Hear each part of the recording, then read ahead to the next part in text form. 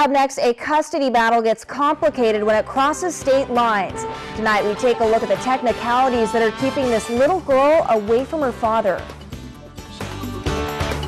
Welcome back. Well, any custody battle can get ugly, especially when one parent takes custody from the other without a court order. That's called custodial interference, and the battle gets even uglier when it crosses state lines. Tonight, the I-Team's Andrea Gusty investigates the complications of interstate custody disputes. And no one would help. No one down there cared. Raymond Wachin thought he was doing everything right. The young father had physical custody of his 17-month-old daughter Alexis for the last 6 months and brought her to Oregon to visit her mother's family. And so I went down there to make sure that the grandparents were able to see her and that Alexis would see her mother. 2 days after I got down there, she disappears at a Fred Meyer's with my daughter. Raymond has not seen his daughter since. I have no idea where my daughter is at this point. When one parent takes a child from the other parent, it is not considered kidnapping under Alaska law, because our state says both parents have a right to their child. Instead, it's custodial interference, which is a misdemeanor. But because this custodial interference has crossed state lines, things have gotten a lot more complicated. Say goodbye to your granddaughter, you watch this piece. The battle over who has custody of Alexis has become larger than just a disagreement between parents.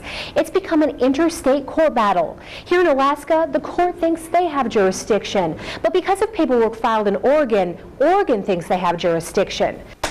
According to federal law, Alaska should have jurisdiction over the case because Alexis was born here and had lived here for more than 6 months.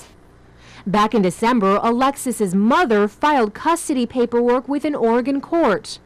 Raymond got the notice and filed counter papers of his own, but because of a technicality, Oregon did not accept his response. What I was told by the court clerk in Oregon was that because he didn't file a $10 filing fee, they sent the paperwork back. In their court's opinion, Dad didn't respond. They granted Mom sole custody of Alexis.